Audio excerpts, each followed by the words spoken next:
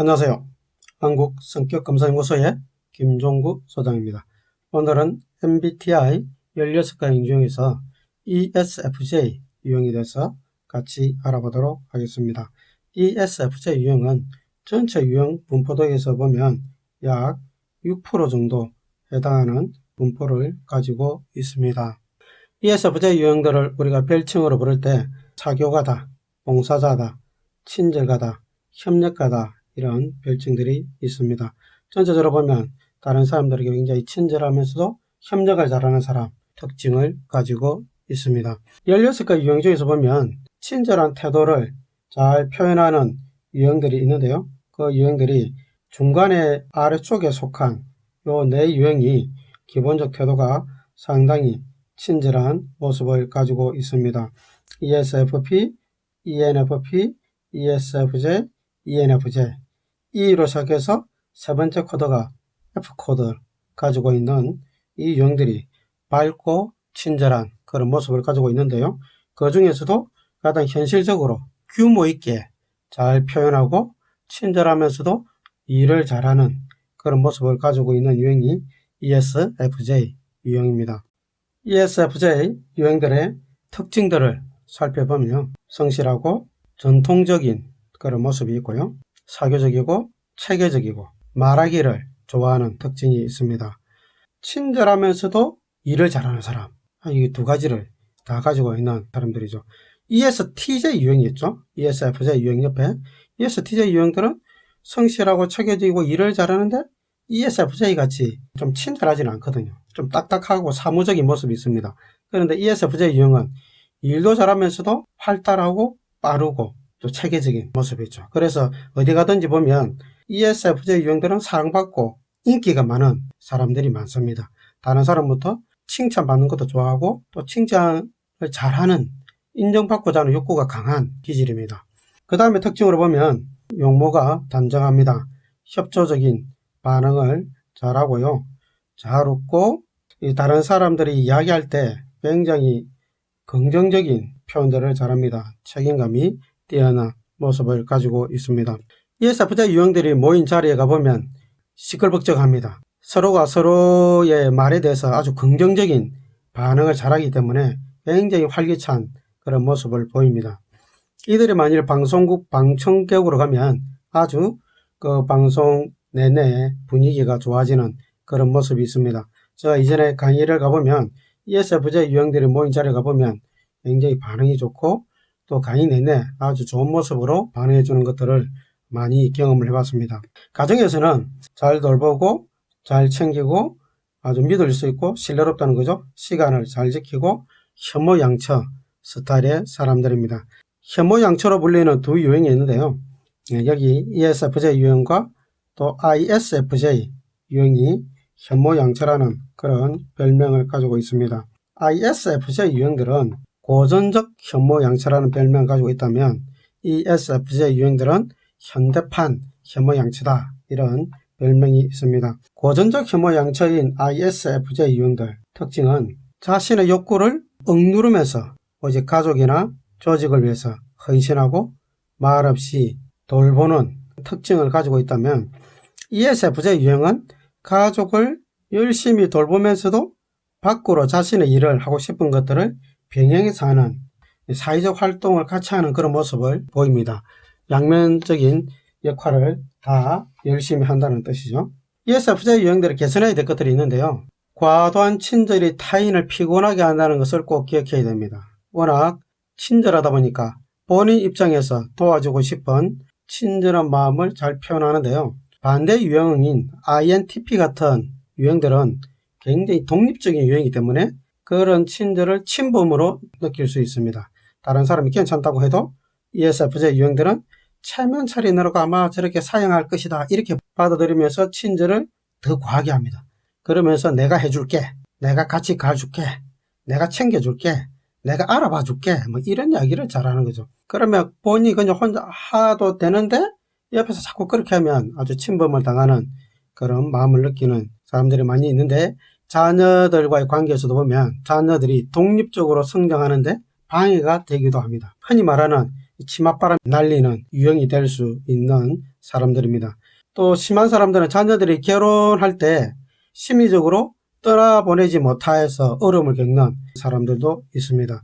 우리가 심리적 용어 중에 경계선이라는 용어가 있습니다. 자신과 다른 사람 사이에 그 경계선을 명확하게 지키는 것이 어려울 수 있는 그런 유형이다 이야기할 수 있습니다. 그 다음에 이제 차분함, 객관성, 이것을 확보하는 것이 중요한 개발할 점 중에 속합니다. 외양 감정형들, 특히 ESFJ 같은 유형들, 감정 상태가 좋을 때는 괜찮지만 감정이 상처를 많이 받으면 상당히 업돼서 정신을 못 차리는 경우들이 있습니다. 외향이긴 하지만 자신이 하고 싶은 말을 논리적으로 못하고 두서없이 막 반박을 하고 나서 집에 가서 후회하게 되는 거죠. 그래서 ESFJ 같은 유형들은 이 감정이 요동칠 때 정말 차분하고 객관적으로 그 상황을 설명할 수 있는 그런 능력을 익히는 것이 아주 중요하겠죠. ESFJ 유형을 해석하는 방법이 세 가지가 있는데 그중에 첫 번째, 각 지표 각각의 특성을 가지고 하나씩 해석하는 겁니다. 외향이니까요. 외향들이 가지고 있는 특징, 에너지 방향이 바깥으로 흐르는 사람이죠. 관심의 초점이 외부의 사람이나 사건에 있는 사람들입니다. 그래서 특히 ESFJ 유형들은 어디에 F코드가 붙기 때문에 관심의 초점이 외부 사람들에게 더 많이 흐르기 때문에 사람들을 잘 관찰하고 사람들과의 관계에서 적극적으로 말을 하고 행동하고 칭찬하고 이런 것들에 대한 욕구가 아주 많이 펼쳐지는 유형이죠. 두 번째 코드는 정보 수집이죠.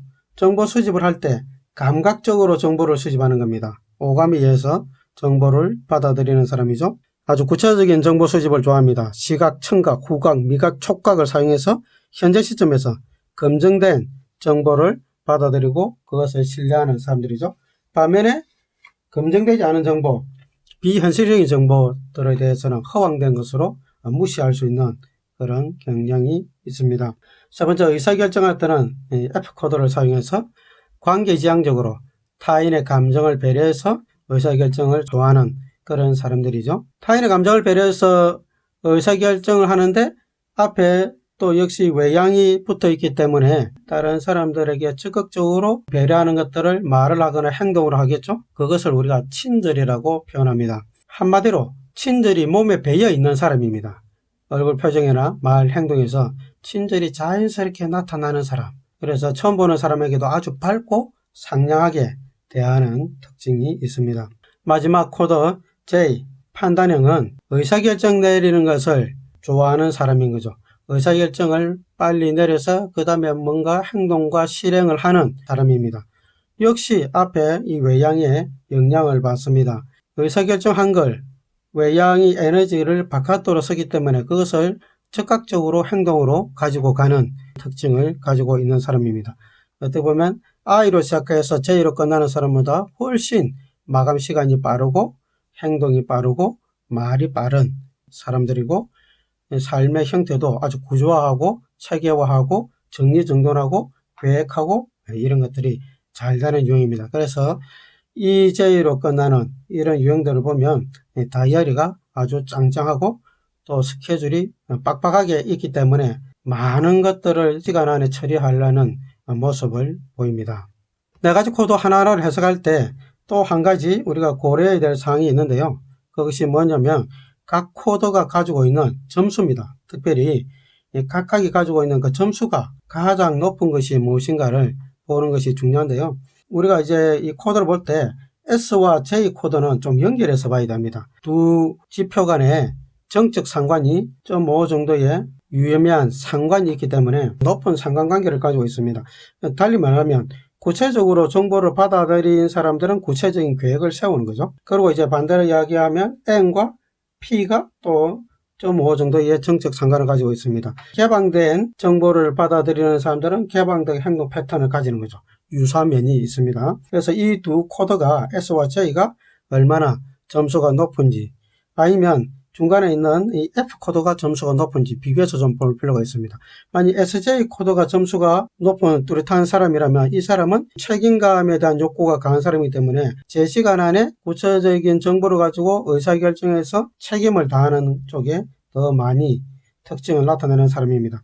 반면에 중간에 있는 이 F코드가 점수가 뚜렷한 사람이라면 이 E의 영향을 받아서 다른 사람과의 관계에서 친절함을 베푸는 것이 더 중요한 기본 욕구를 가지고 있는, 달리 말하면 관계에서 조화로움을 추구하는 것이 더 중요한 욕구가 되는 그런 사람으로 우리가 해석하면 됩니다.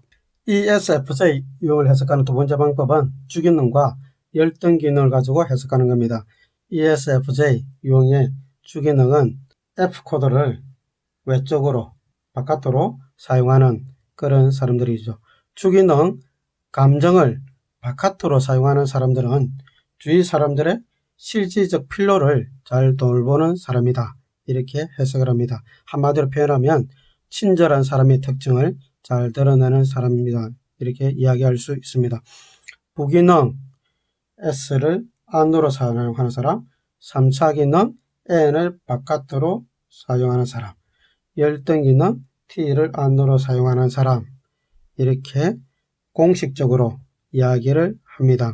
저는 사실 주기능을 바깥으로 이렇게 사용하면 부기능은 인트로 안으로 사용하고 또 3차 기능 바깥으로 사용하고 열등기능 안으로 사용하는 지그재그 형태를 가진다는 이 설명을 별로 좋아하지 않습니다. 이것은 그냥 하나의 이론에 불과하기 때문에 그렇습니다.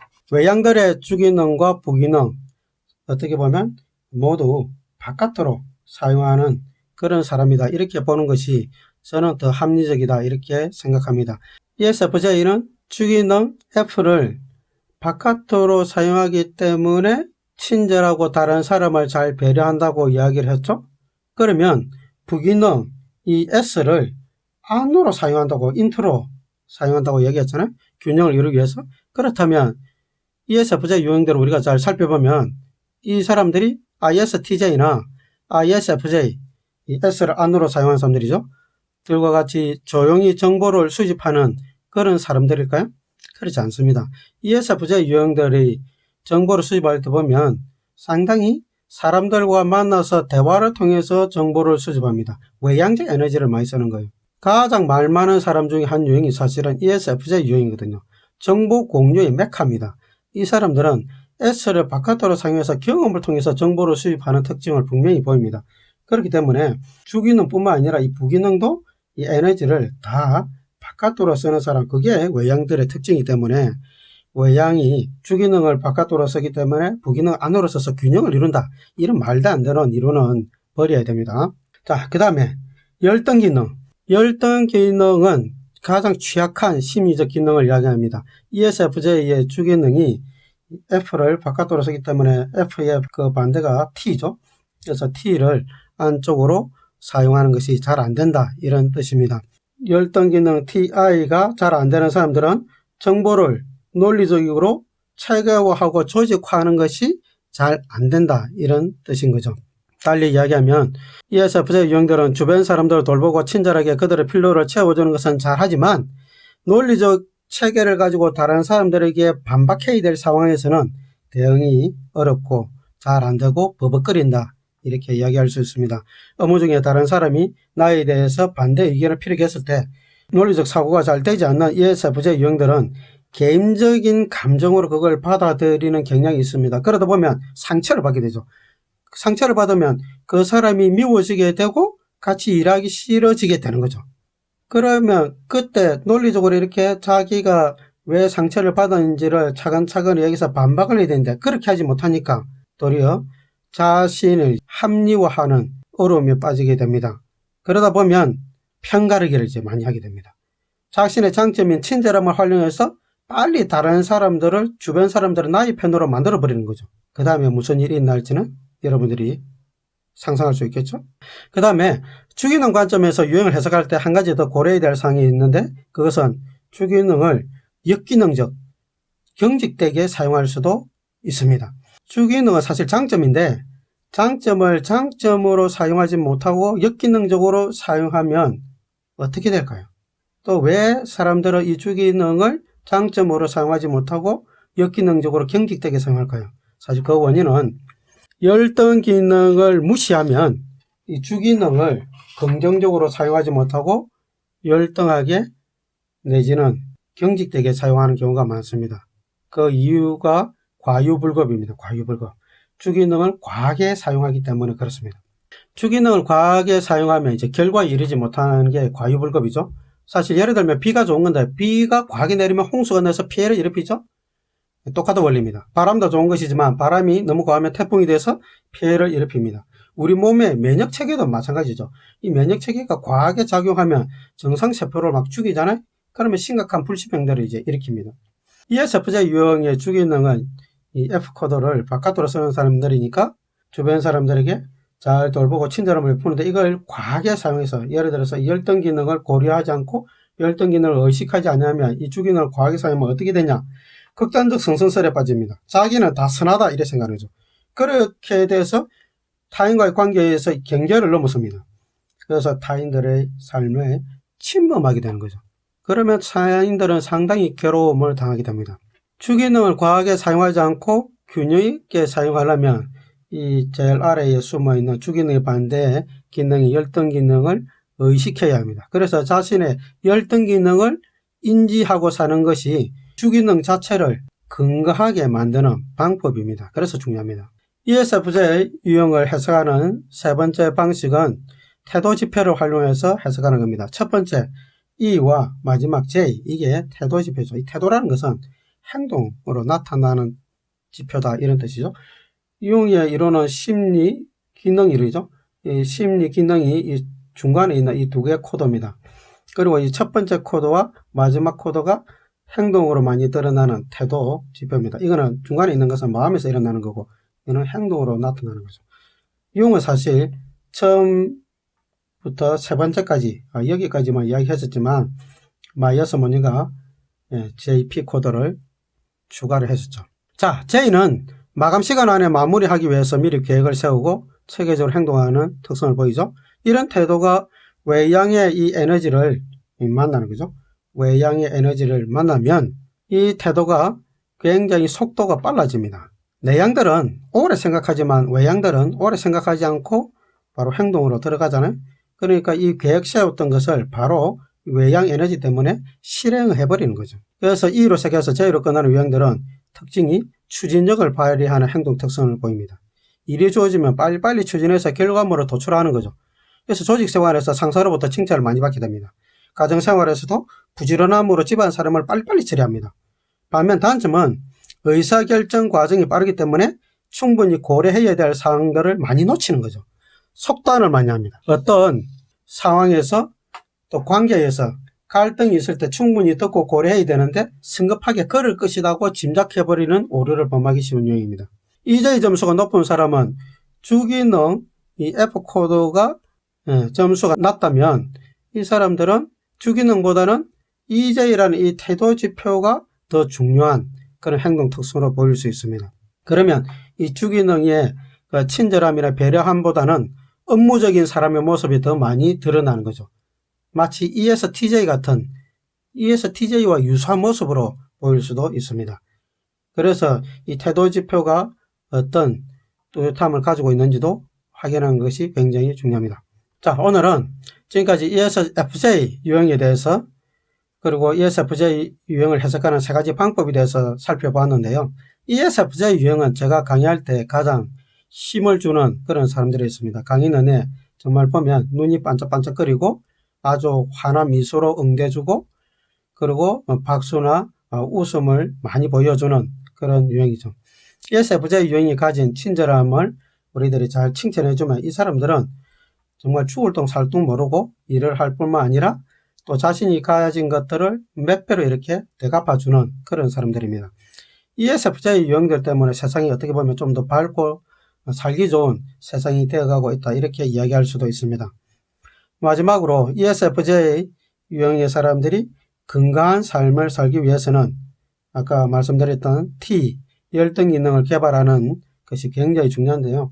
T, 열등 기능을 개발하는 방법 중에 가장 추천할 만한 구체적인 내용을 말씀드리자면 우리가 흔히 아는 육화원칙입니다. 육화원칙에 따라서 차분하게 그리고 논리적으로 자신이 처한 상황을 정리해 본다면 ESFJ 유형들이 감정에 휘말리지 않고 달리 말하면 주기능을 과하게 쓰지 않고 주기능을 잘 적절하게 쓰면서 열등 기능을 잘 보완할 수 있는 그런 방법이 될 것이라고 조언해 드릴 수 있습니다. ESFJ 유형을 이해하는 데 좀 도움이 되었으면 좋겠습니다. 오늘은 여기까지 하겠습니다. 감사합니다.